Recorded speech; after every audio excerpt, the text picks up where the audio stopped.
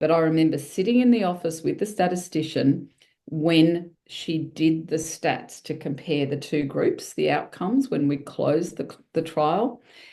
And she just looked really, really stunned. And she said, "Oh my goodness, there's a huge difference between these two groups and still not unblinded."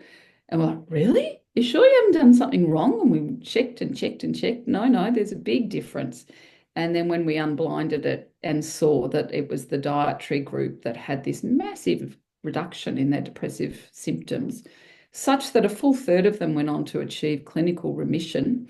And then we saw this very tight relationship between the degree to which they changed their diet, particularly the degree to which they gave up the junk food, if you like, and the ultra processed foods, and their mental health outcomes.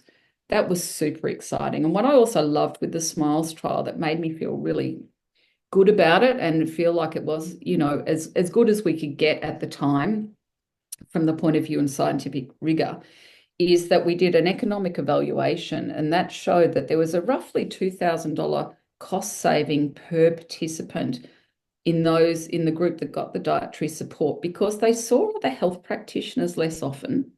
They lost less time out of their daily roles. So what it was suggesting was that this change in their diet was benefiting them more broadly, not just their mental health, but also just their functioning and their physical health.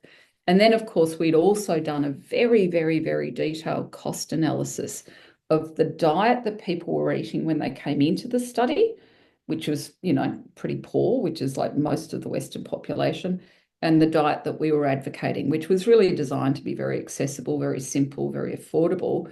And our diet was much cheaper. Well, not much cheaper, but it was definitely cheaper than the junk food diet.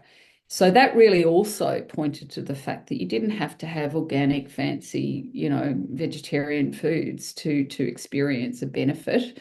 And things like tin fish and, tin lentils or dried lentils, frozen veggies, these are all great, simple, accessible, and affordable. And it was really just that switch in reducing the amount of junk food people were eating and just increasing a bit of that vegetables and legumes. And I think olive oil is like medicine, actually, but we are yet to really confirm that.